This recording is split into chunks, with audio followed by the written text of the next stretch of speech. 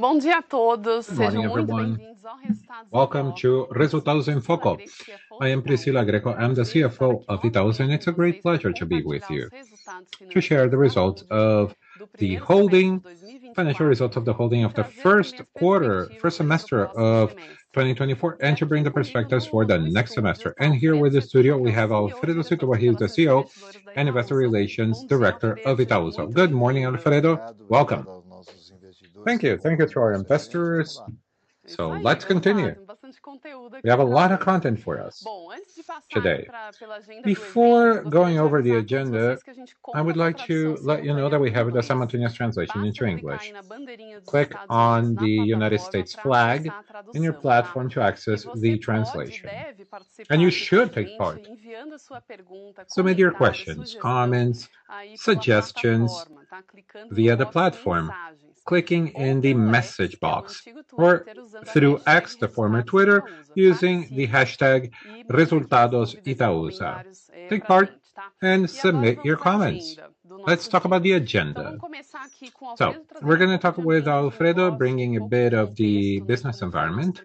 How was the first semester, the highlights of the results of 2024, and then we're going to do a deep dive in each of the components of the results. We're going to talk about liquidity management. We've talked about that. Then we're going to talk about the results, which is something very important for the shareholders. And then Alfredo talking while closing the session, and then going to the questions and answers. So, Alfredo, I wanted you to talk about the business environment in the first quarter. We started the year with a positive perspective, with a macro scenario and the context, and then the perspective has changed, bringing more challenges. So how did you see, and how do you see the next quarters? I think that we had a first semester, as you said, with fluctuating expectations. We had an external scenario that is very challenging, and the international scenario, because we have problems geopolitically, and that has reflected on Brazil in the economic activity. So we had a first semester with a growth that was reasonable. We expect a better semester, and then we can get to the year of 2024 with a growth of 2.5%, similar to what we've had over the last 2 years. It's a growth that is small, taking into consideration the potential of Brazil and all the social inequalities that we have. Nonetheless, this is a growth that helps in the companies and helps in our invested companies as well. The big problem is the interest rate level. They continue to be high. They are over 10.5%, and we see the inflation of 4.5% for the year 2024. That interest rate is due to a fiscal issue that Brazil has, a big fiscal deficit that is ever growing. This is the biggest issue, is growing a lot. And with that, we have to keep that interest rate very high, which ends up leading to a lower growth. This is a scenario that we imagine that will prevail throughout this year. This is a scenario that brings difficulty due to the interest rates. For many of our companies that are more leveraged, mainly the ones from infrastructure, such as CCR, IGEA, that need to be leveraged to face the investments hired by the concessions, and Itaúsa itself. We have a debt that incurs from the debentures that we issued over the last years to face the investment scenario. And that interest rate of 10.5% also hurts a lot the results and the strategy of the company. And then we can discuss that a bit more when we get into the topic of management of liquidity. Nonetheless, I think it's important that the companies that are in general good, all of them operating above the the predicted budget for this year, which is a good sign, and with a lot of uncertainties and a lot of difficulties due to the economic scenario, political scenario that is very challenging. Perfect, Alfredo. This is a great panorama of how it was the first semester and what was the business context. Now I'm going to give you the overview about our results. I think that regardless of a challenging scenario with interest rates very high, we are reporting a result for the first semester record results, the highest record results in the first semester for the company. We reported the net recurring income for the partnership, 7.2 billion reais, a growth of 30% in the first semester compared to the first semester of the previous year, showing the solidity and the resilience of our portfolio. This leads us to an ROI, return on the patrimony, 17.5%, growth of 2.6 percentage points in regards to the previous semester. The look at patrimony, almost 84 billion reais, and the value market of the assets that compose our portfolio, getting to 128 billion reais, a growth that is very solid for 12% comparison year on year. So for comparability in regards to 2023, we removed the capital gains because of the sale that we had of XP shares, so that these are numbers that are easier to see, easier to be reported. So let's see how our share performed at the stock exchange. I thought that it was very healthy and much higher than the main benchmark, which is Ibovespa, for several periods analyzed. So we're looking at 12 months, our shares updated, growing 70%, while the Ibovespa index value is getting a value of 5%. So 10 years, there's a big difference, showing the capacity for value creation of Itaúsa for our shareholders. Now, Alfredo, regardless of this valuation and this solid results, we still see the share being negotiated with an important discount to what we consider that is fair. What would you tell us about this? I think that the discount is exaggerated. We see the market value of the participation of Banco Itaú, Itaú Unibanco, of the bank in Itaúsa is larger than the value of the company that is listed. So there is a discount. I think that we have a solid portfolio. The bank is our crown jewel, will continue to be so, and they continue to do well with their results. And the investments that we've done, they've also presented returns that are very high, and many of them even higher than the return over the investment of Itaú. So we consider that the discount is higher than it should be, and we're going to work so that the market is eventually correct this distortion.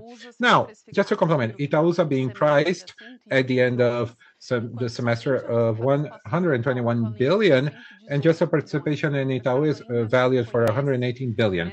So the market doesn't recognize the entirety of the market value for our other invested companies. And remember that part of our invested companies are not listed companies, and we consider that in this calculation, the value of the investment, that as time goes by, we see a gap that is very important between the value that was invested and the valuation of these companies. If you consider the good performance that they've been reporting in terms of results since our acquisition.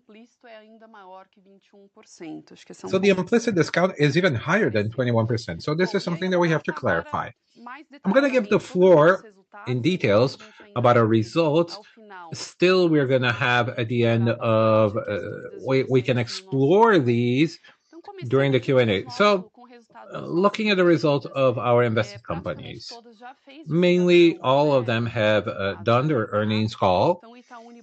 Itaú Unibanco reporting 20 billion net revenue recurring in IFRS, a growth of 25% in regards to the previous year and a return on ROI that is very healthy at 21%. Alpargatas, a semester of recovery of results, recovery of their margins, volume of sales, getting to a net income of 63 million reais, very good growth.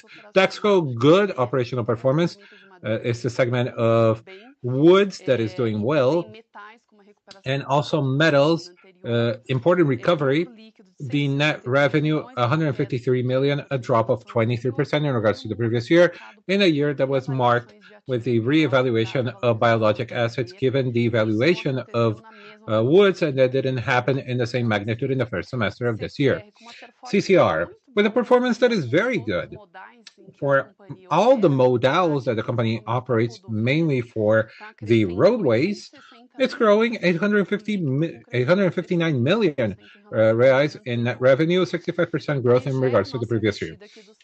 IG, the utilities investments, we have 113 million net revenue, good performance, operational performance. Remember that last year was a year that they gained a series of concessions, Corsan, Ambiental Ceará, and several others. That helps with the growth of EBITDA. But given these investments, the company is at the threshold that is deleveraged because of the impact of the increase of the financial expenses. Copa Energia, the distribution of natural gas, reporting a revenue of 251 million reais, a growth of 70%, a drop, sorry, of 7% in regards to the spreads that are lower than what we faced in the first semester, but something very solid. NTS reporting revenues that are very healthy, and returns also revenue of 1.5 billion, here suffering the impact of the deflation of IGPM that corrects all the contracts and the revenues of the company. So I'm going to discuss here what is the composition of our net revenue. As I told you, we have a recurring net revenue in the first semester of 7.22 billion, so a growth of 30% in regards to the previous year. And here, the main composition, a great deal of this result, 7 billion, is the selling of the invested, the patrimony equivalence in regards to the revenue and the results of this company that we invest, and the results of our invested companies growing 21% in regards to the same period of the previous year. Now, out of this total, Itaú is 7.3 billion, and the non-financial sector in the consolidated contributing with 410 million in this result. Our own result, the cost of the holding, our administrative expenses, our fiscal inefficiency related to the PIS and COFINS taxes, it's practically stable, below the inflation, just growing 1% in the semester. Our financial result, good news, due to all the strategy of liability management that we've been implementing since 2022, we see an important reduction of financial expenses here at Itaúsa. We closed our financial result with 118 million and an improvement of 65% in regards to the first semester of the previous year, where we had reported 342 million in financial expenses. And here is the IRCS effect. So looking at the detail, the evolution, 30% in the committee of evolution of our net revenue getting to 7.2 billion is essentially from two big factors. The results of our invested companies growing 1.3 billion reais in this period, and also is the lower financial results with 224 million less financial expenses due to all the movements that we did for the prepayment of debt and renegotiations and refinancing with a lower cost of our debt. Now, going over the next item, the results that we commented, very much aligned with below the inflation, much aligned with what we reported last year. No big highlights, even considering the donations that we started to do for our Itaúsa Institute. We are much aligned with what was reported with the cost and what was reported in the previous year. Now, let's go over the financial results. So, as I commented, an improvement of 65%. Now, considering that the expenses of interest rates are an important reduction in our expenses due to all of the liability management strategy for the period, with a greater profitability and cash flow, and this is what we've had in this period, as you can see on the slide. Now, let's talk about liquidity management. Very important theme that we've been working. You should have seen recently the news about the new issuance of debentures that is within the refinancing strategy of one of our debentures that I'm going to comment. So doing a retrospect. From 2022 onwards, we started to do the movement of reduction of debt. So the strategy to reduce our debt on the long term. This is due to the resources that we've obtained. With the selling of the shares of XP, we've used those resources to do, to work with the debt and also be able to amortize this payment of a few debts. 2022, we got September, the highest debt of the debt of the holding, 8.5 billion reais in net debt. So we started to reduce the debt. First movement happened at the end of 2022 with a prepayment of 1.8 billion. Then in 2023, we did another prepayment, now 2.5 billion. And also we refinanced 1.25 billion. So to delay our debt, keeping the cost at that time, but it was a movement to improve the profile of the debt and amortization, and also seeking the reduction of our debt and the financial expenses. In July of this year, we did another movement of refinancing of our third issuance of debentures, where we had a new issuance of 1.3 billion, delaying and reducing the average cost of the debt. And all of that led us to very healthy results, important results in terms of management of liquidity and the mitigation of all the risk and refinancing of our debentures, and a reduction of 86% of the net revenue since September of 22, 48% of drop in the service of the debt, if we consider what we had in September of 22, delay of the profile of the debt. It's 3 years more deadline in regards to the debt of 22. We zeroed all the amortizations until 2022, and we had the recognition of the 3 agencies of rating, and they attributed this risk of Itaúsa the AAA grade. This is very important movements that we've had with the liability management.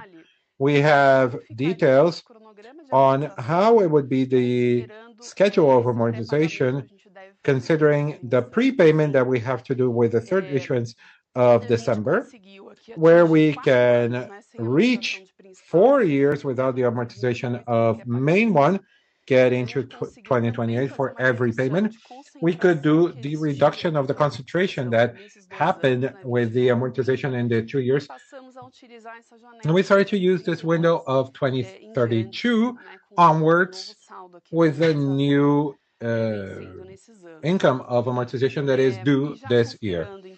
And considering the prepayment of the third issuance, we managed to get an important reduction of our average cost, getting to 1.5 of a spread against almost 2 that we had. We closed the semester with 2% spread, net debt getting to less than 1 billion, and the average deadline getting to 7 years of our debt. So this is a very important movement with indicators of leverage that are very healthy. Now, I'd like to give the floor to the next theme, the gains, the capital gains, as you've seen, 1.9 billion stated, considering the quarterly recurrent gains and also the extraordinaries. We totaled the 1 billion of payment in regards to the dividend payments. And out of this total, 1.4 billion will be paid now on August 30th. The date was announced on the market. That leads us to a dividend yield that is very healthy and very important for our shareholders, 8.6%, getting Itaúsa amongst the best companies, the best payers of dividends amongst those that are listed at the B3 stock exchange. Another component of value creation for our shareholders that is very important. Now, before bringing Alfredo back for the closing arguments, I would like to remind you that submit your questions. The box of messages of our platform is there. Or if you want to use the former Twitter at hashtag Resultados Itaúsa, as you can see on the slide, submit your questions. We will talk about them. And we have a questionnaire that you're going to get the QR code so you can capture it and you can submit your questionnaire so we can improve this event and we can reach your expectations. Alfredo, so the floor is yours. We've done a very quick presentation so we can have a lot of time for the Q&A session. But I wanted you to consider, to give us your thoughts before we open for the Q&A.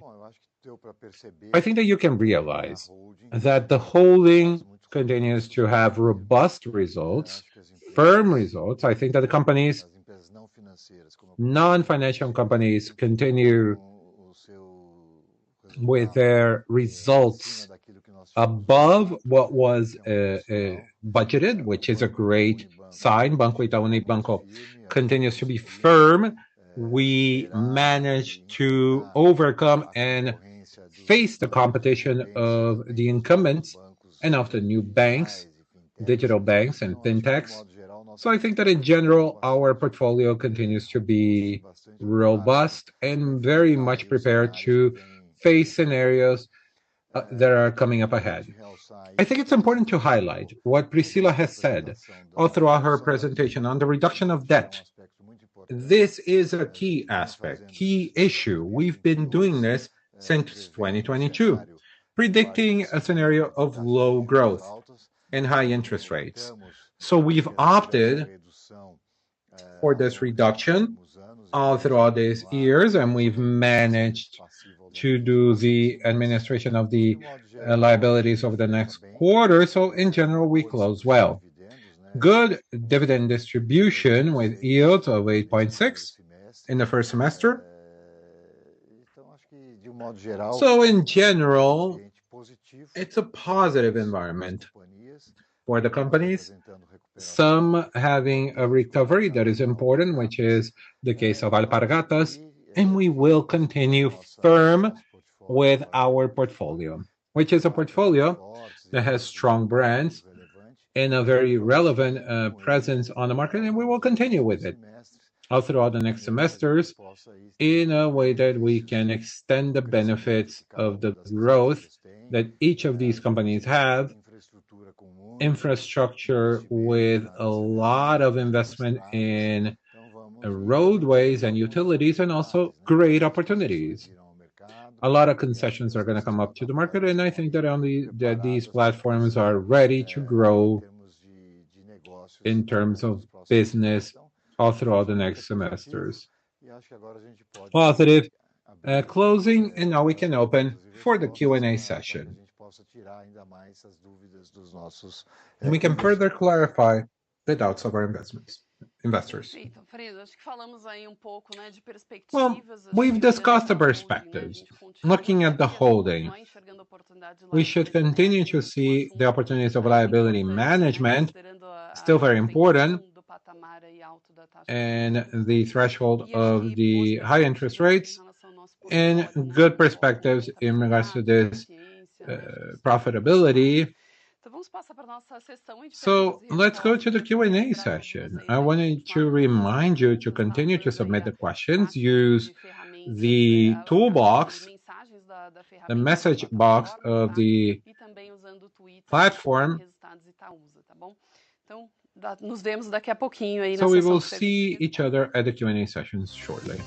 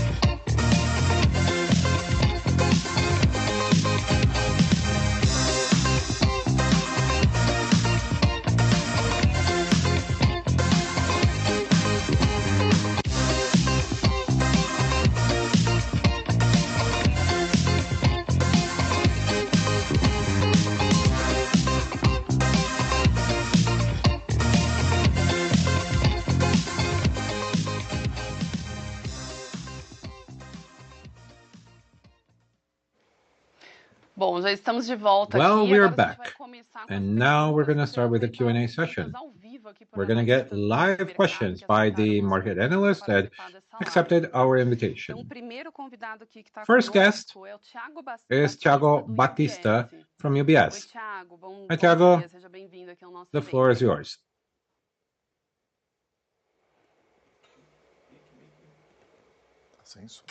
Não estamos te ouvindo. We cannot hear you, Thiago. If you can open your microphone, please. Vocês escutam agora? Agora Can you hear me sim. now? Okay. Desculpa. Bom dia. Sorry about that. Bom dia. Eu tenho Well, duas perguntas. I have two questions. The first in regards to the deleveraging of the holding. As you've shown, the net debt is close to 1 billion reais, maybe below 1 billion reais. That didn't happen in 23, 24, 21, 24. So we are at the lowest leverages of Itaúsa. Can you imagine that we're going to continue a new cycle of investment, or is still that too early to happen? Well, you have the issue that Itaú continues to be valued. So Itaú is being valued, and it represents 92% of the assets. So when you had the start of the previous cycle, Itaú was 95%. So I wanted to understand if there is going to be another cycle of investment that now that the deleverage happened. And the second question is about the tax reform. I know there is still some details, but the reform should eliminate or mitigate the PIS/COFINS tax deficiency. Perfect, Thiago. Thank you for your participation. Alfredo, would you like to comment? Thank you, Thiago. I'm going to start with the first question, and then I'll give the floor to you. We are in this deleveraging process because we've seen from 2022 and more so reinforced right now that the interest rates of Brazil are continuing to be high. They continue to be high because abroad, even so there is a small drop, they're going to continue to be high in regards to the next 15 years. That had an impact to the fixing of the interest rate by the central bank. And at the same time, we continue to have this process of deleveraging due to this interest rate scenario. The scenario of the interest rate at 10.5, considering that to do an investment, new investment in the holding, we would need to add the 10.5%, some cost, Brazilian cost, something like 3%, plus the cost of the business itself, another 3%. We are talking about that we should find some business that would give a nominal return around 16%. It's not easy. I think that the analysts and the fund managers, you know about the difficulty of finding assets that give you that level of return of an investment at this moment that the economy is not fully on, and the perspectives for Brazil and abroad are not the most favorable in terms of great economic growth. Having said that, we continue with the active M&A. We continue to find alternatives in the market.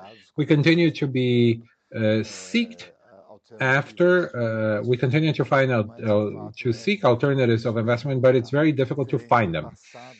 In regards to the past, where it was different than the past, that the interest rates were lower and the growth was higher, we found those alternatives in the infrastructure sector, in the utilities, distribution of gas. So it was a favorable moment. At this moment, we do not see this as favorable, but we continue to study.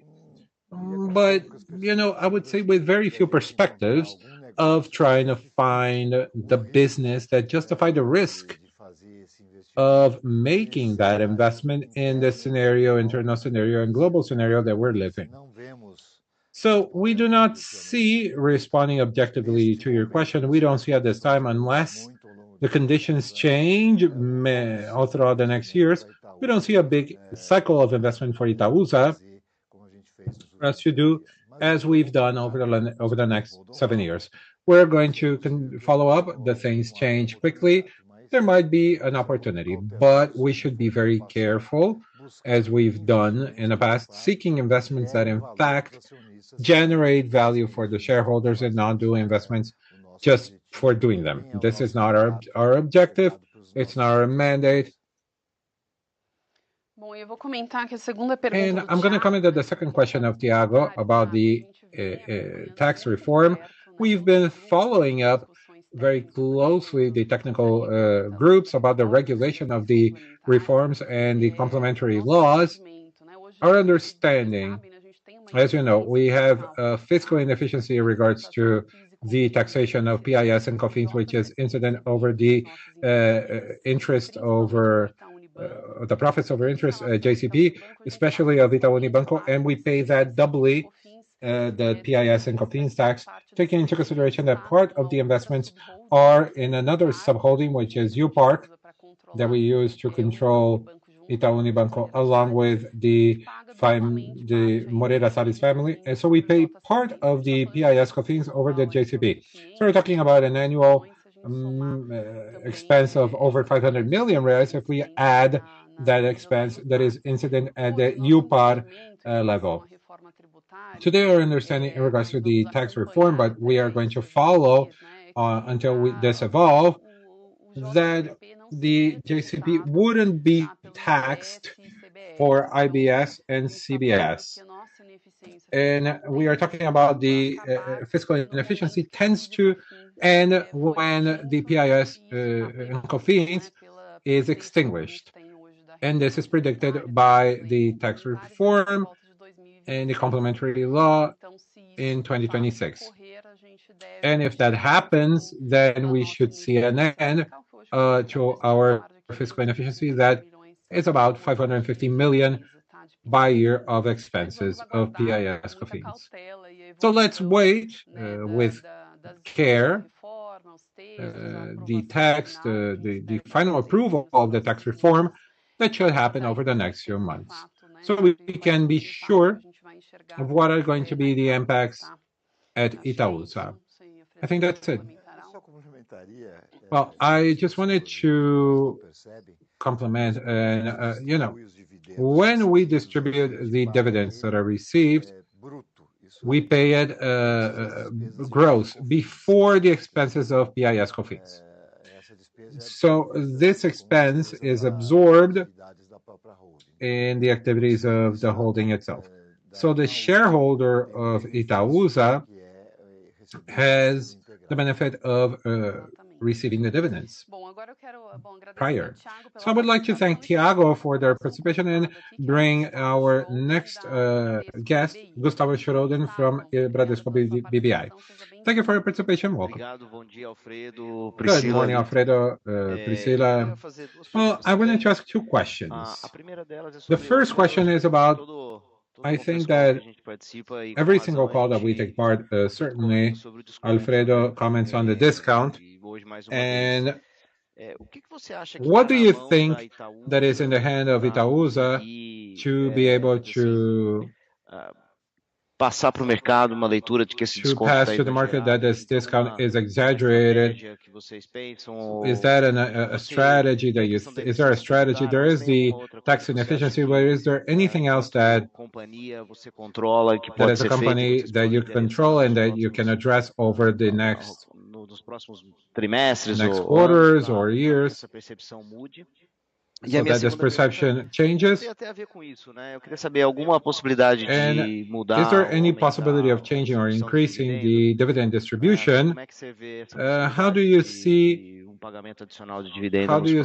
the additional payment of dividends this year and next year? Thank you for the question. I think that the discount,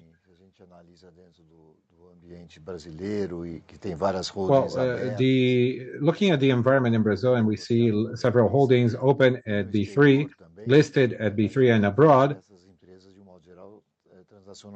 and we see that these companies have a discount. Now, being very frank, the discount of Itaúsa is amongst the smallest discounts at the Brazilian level and at the international level. So this is a step that we can do in regards to the discounts and having the smaller discounts at the global level.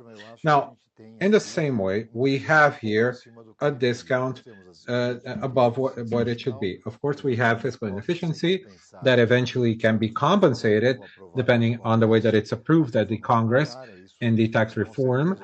That certainly would take the discount to lower levels.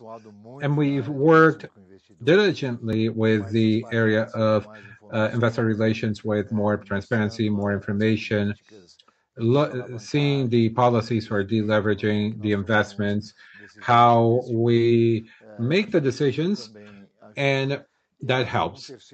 Another factor that could certainly reduce the discount would be our investments in our non-financial. They could pay an additional dividend to what we distribute at the bank. At this moment, the non-finance, specifically those that are in the infrastructure and utilities, they are in the process of big investments, and they are not doing a big distribution of results besides the minimum necessary, the legal, and this has been a factor in the future of decreasing this discount as these companies pay more dividends, and we pass that on for the shareholders, specifically when the dividend increases. These are several factors that are going to influence the drop in the discount in regards to our assets. And Alfredo, to complement, the IR team has studied how much we can see the just value, fair value of our assets. We brought to the events of the market that visibility about the interest rates, the return on investment, which is very important and relevant in terms of return on investment, but we see that the market doesn't price very correctly. So it's probable that over the next quarters, we're going to advance with a disclosure that is in more details about the reference of the fair value for the assets that are non-listed, so that the market can price correctly our portfolio and also reflect what is the value of the percentage of discount that we see in our share, and then we can consider that in the decision-making process for the investment as well. Bom, e aí eu queria agradecer, Gustavo, pela So participação. thank you, Gustavo, for your participation. And now the next guest, Daniel Vaz from Safra. Daniel, welcome. Obrigado, Priscila. Bom dia. Thank you, Priscilla. Bom dia, Alfredo. Bom dia, Priscila. Thank you, Alfredo. Thank you, Alicia. Bom, eu Well, queria falar pouquinho sobre liability I management. want to talk about liability management. You could A amortização das parcelas, do the né? A gente tem amortization of the os próximos installments anos that we apenas have for the juros. next years. You just Quando você pay olha the só a interest rate. última When you look debênture at the last debenture that was olhando o mercado issued, de maneira geral, and looking at the market os in spreads têm in diminuído general, muito. the spreads have Inclusive, decreased a lot, and empresas como vocês têm sido absorvido muito rápido.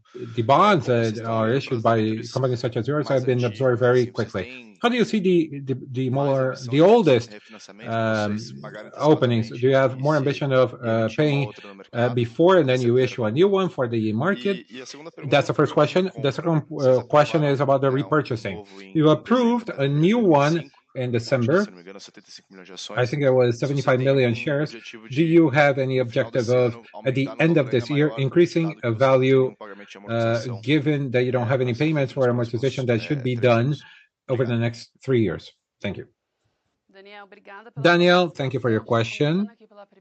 Starting by the first question in regards to the strategy of liability management, I think that we continue to be very paying attention to a lot of the market opportunity windows, and we've anticipated the set the issuance of the debentures, using the spreads that were very compressed, and we managed to do an issuance of 10 years with a spread of 0.88%. We were very competitive in the transaction for the market, with the objective of prepayment of our third issuance in December, respecting the lockup period. Now, our other debentures, they have a deadline that is longer for lockup. We have another one for the deadline of the end of the year, another one in the middle of next year, that if we compare the spread of this debenture, that we have a lockup, a deadline in July of 25. Facing this debenture that we just issued now, certainly we will see that there is an opportunity for another reduction of costs if those spreads are kept. So now we are paying attention. I think that there is a lot of opportunities, and we should look at these opportunities, always looking at the potential for the value creation for our shareholders. I think that this is our role of looking at the opportunities for the market and seizing them. We've done that very well with the last debenture, and certainly we will have another movement up ahead whenever it is justifiable financially speaking. I think that this is the clarification that I wanted to bring about liability management. The repurchasing, Alfredo, if you want to comment, we opened the repurchasing program specifically for the ILP program that we have in the company. So it was a program that was much reduced and with just this objective. We've executed partially the repurchasing. Probably there's still going to be a lot to execute, but in the threshold that is reduced, this is destined for the long-term incentive for the administration. Do you want to comment anything? Well, we evaluate from the standpoint of return to the shareholders, if it's better to pay dividends, if it's better to do the repurchasing, if it's better to pay the debt. There's several alternatives that we have. At this moment, what's given a better return for the shareholders is the reduction of the debt. So we don't have any project of increasing the level of repurchasing of our shares in the near future. We are going to continue to deleverage. The scenarios are potentially complex, and this is where we can give a better return, reducing our financial expenses and giving a higher rate of return for our investors and shareholders. Thank you. Thank you, Daniel. And now, next guest, Yuri Fernandez from JP Morgan. Yuri, the floor is yours. Good morning, Priscila. Good morning, Alfredo, Alicia. Thank you for the opportunity. We need to go back to the multiple in the values of the units that are not, the assets that are not listed. IGEA and Copa, they end up But when we see the discount, we see that value, that it's more conservative than it should be the real value of these companies. So if you can help us to see, how do you see, what do you see in Itaú? So what are the pairs, the types of multiples that you see in this company, and if there is any adjustment in the discount, what is the fair value that you see for these companies, and what is the discount of M&A for Itaúsa? I think that it shouldn't change because of the value of Itaú, which is the crown jewel for the number. But maybe if you can give us some color on what do you see in this adjusted discount. And the second question, I think it was discussed in the previous calls, it's about the flow of dividends in Itaú.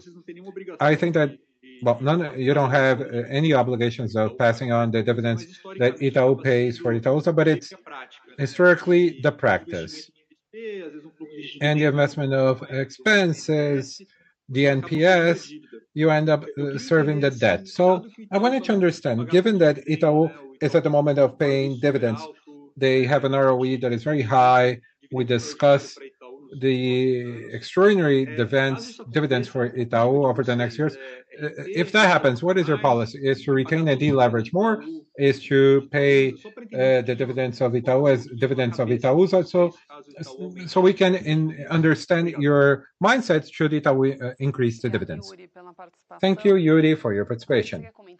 Alfredo, do you want to comment about the dividends, and then I can answer the first question? Well, thank you, Yuri. Thank you for the participation.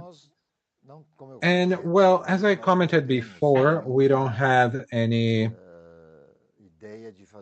idea of doing new investments over the next years due to the rates of return that are necessary so we can find the assets that justify a new investment.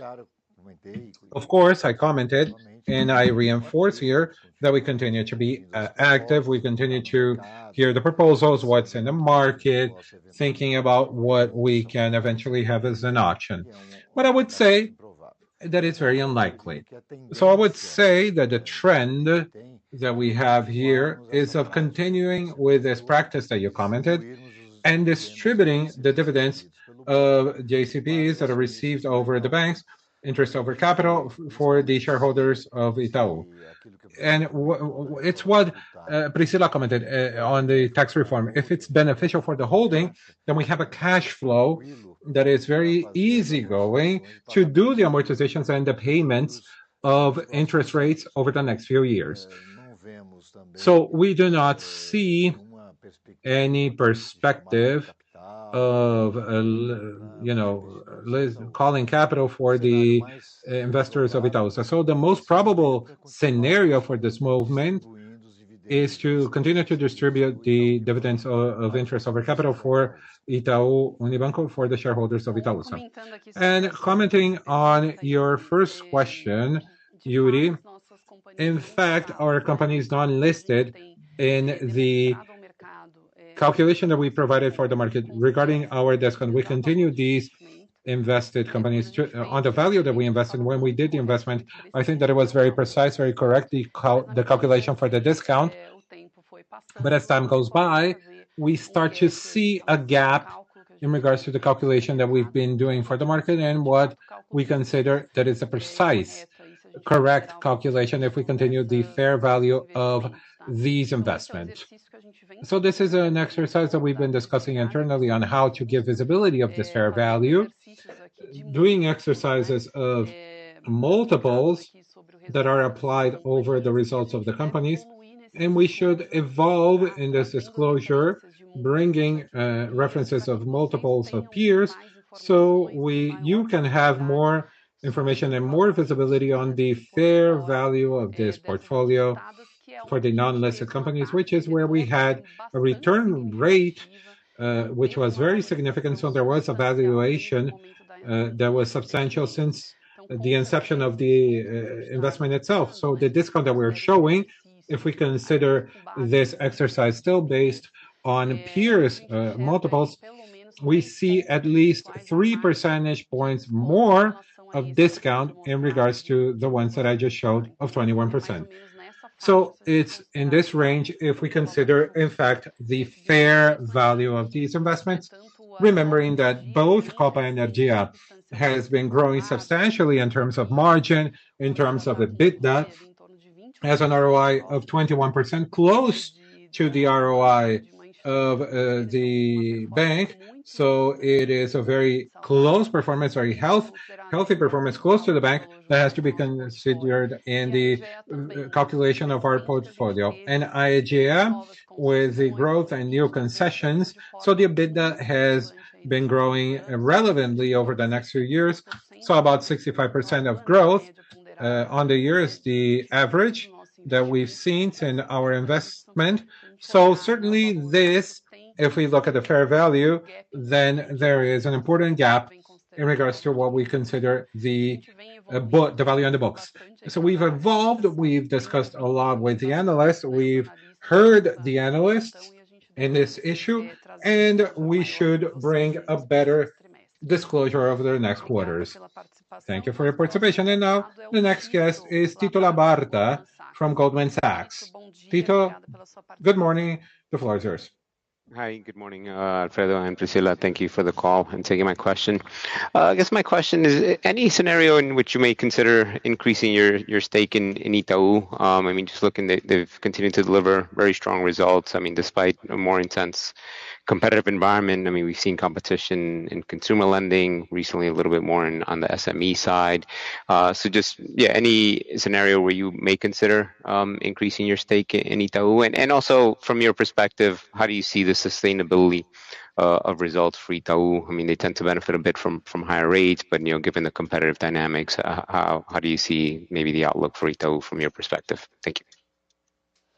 Obrigada, Tito, pela participação. Thank you, Tito, for your participation. So there was a question about, well, it's our interest to increase the return, which is very sustainable and recurrent and consistent with the company.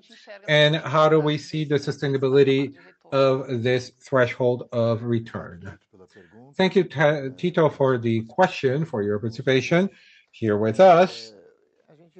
Well, we see Itaú Unibanco very well positioned in regards to the financial market for the next years. We were capable of doing a transformation that was very important, digital transformation of the bank, very big cultural change in the customer centricity over the next 6 years. We are getting the fruits of this positioning over the next few years. We've seen the results that are very consistent and better than the incumbent banks that are the traditional competitors. We think that Itaú is a step ahead, and we've managed to get the fruits of the enormous investment in technology to remove the gaps, technological gaps, in regards to the digital banks. We managed to get great steps in great strides in this direction. The bank announced that they hired over 700 analysts, data analysts, so we can accelerate this process ever more for digitalization, creation of assets, and a platform that is more friendly for our customers at Itaú Unibanco. And we continue to do the risk assessment that is very solid, very good. We've had a capacity not only in the area of credit, of growing in our portfolio, but keeping the levels of delinquency that are very low. So it shows the capacity of the banks, the models, working in a very solid and good way, and also in treasury. We've shown results quarter on quarter that are very consistent with our treasury operations, both the ones that are structural with the liabilities and assets of the bank and the trading table. So I think that the bank is very well positioned. The bank thinks that through this differential and all these investments, will make Itaú Unibanco to continue to show results and returns, high returns over the next few years. Obviously, this is a competitive scenario.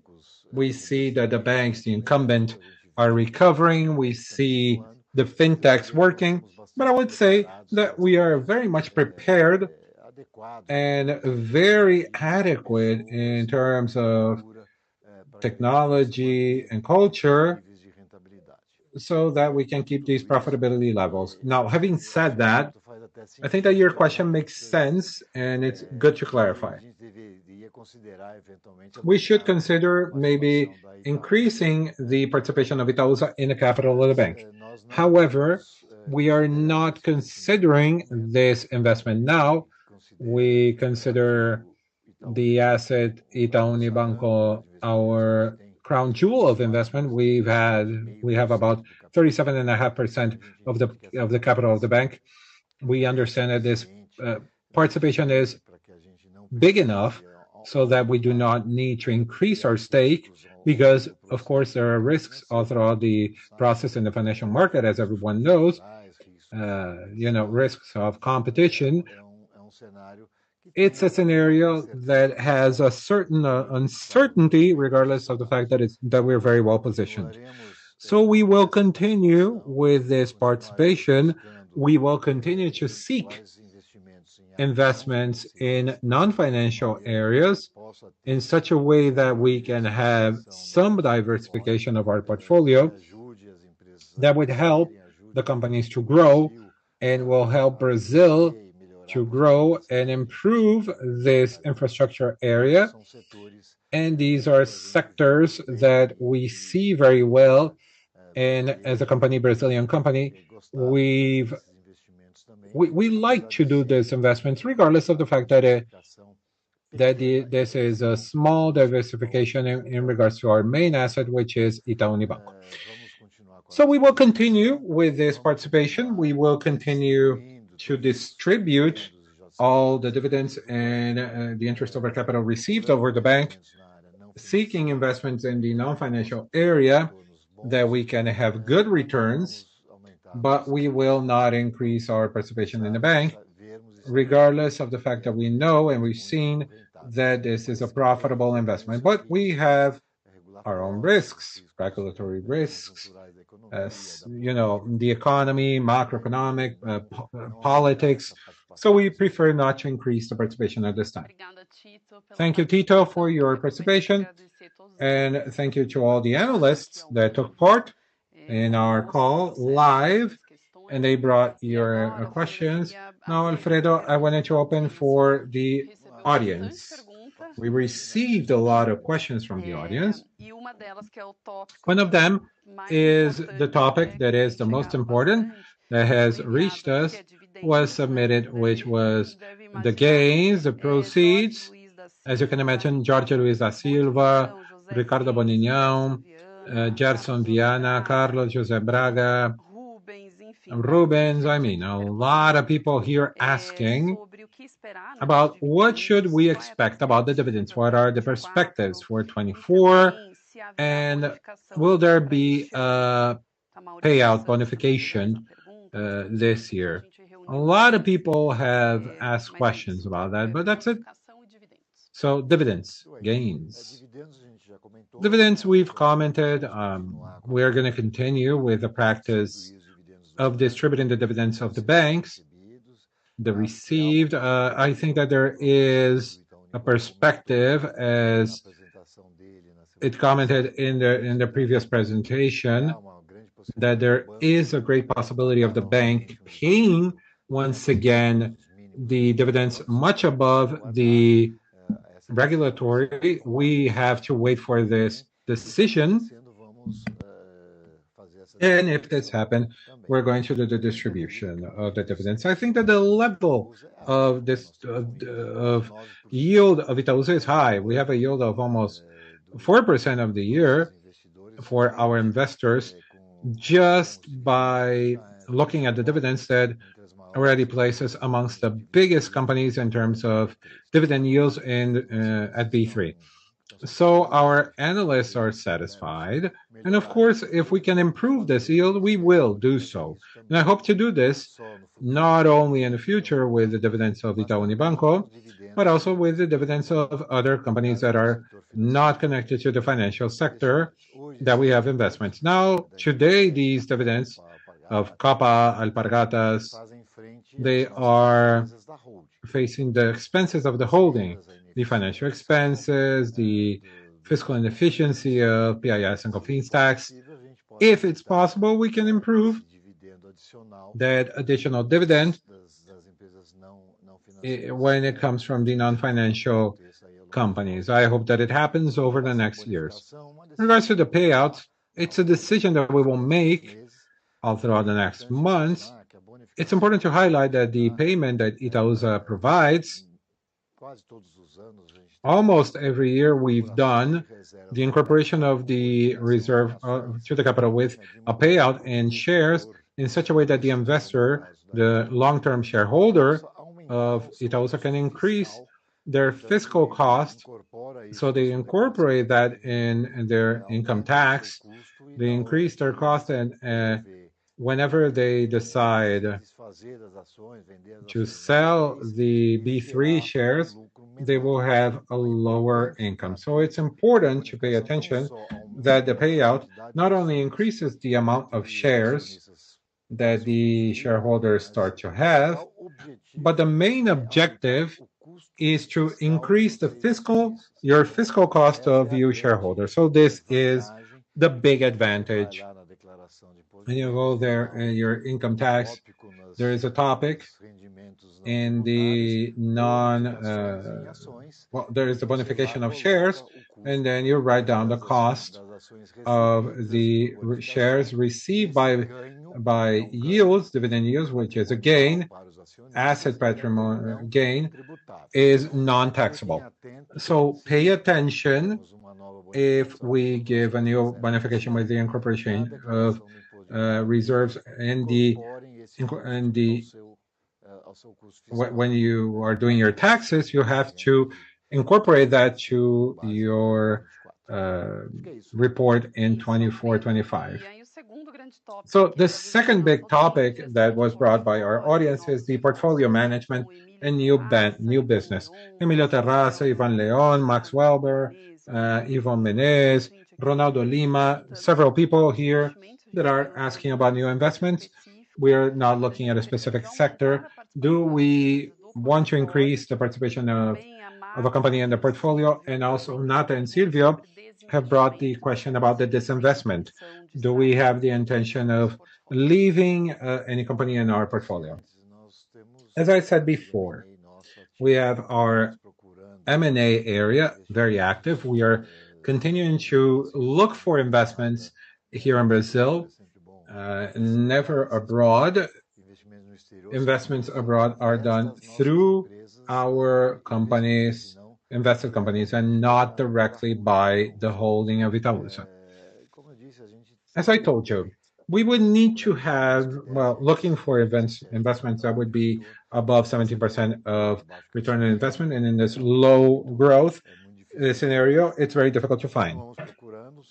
We continue to find them. If there is any opportunity that is justifiable, then we will think and we will evaluate if the investment is worth it, and if in fact it will bring value to our shareholders and investors in general. I think it's difficult, as I said right now, to find this. In terms of this investment, we're not looking at any process down this line. We're very satisfied with the portfolio that we have. Some companies are doing better, others suffered more over the next years due to the drop of income and the market itself. But we've seen that the shares that were taken, and we see this year of 2024 a recovery of the investments and those companies that suffered more with the post-pandemic. That there was a boom, very big, of the economy, and some sectors benefited a lot, and then there is the backdrop. they affected some of our companies, and in this year we see a big recovery. So we are satisfied with our portfolio connected to the financial scenario, infrastructure, and we will continue with this portfolio. We don't see any reason to do any disinvestment. Thank you, Alfredo. Now some questions about the expectations of Itaúsa for the future. Lots of people asking, what is the focus of Itaúsa for the next 5-10 years? What can you expect for Itaúsa over the future? Well, 5 years in Brazil is difficult to have a clear vision of what's going to be Brazil in 5 years. Depends on our economic stability, social stability, the international scenario that is very complex, geopolitics, the interest rates, international. So what we can see over the next 3-5 years is to continue to analyze some potential investments. As I've said, we have a perspective that the interest rates are going to be very high, and this is not going to be easy, but we will continue to look for this.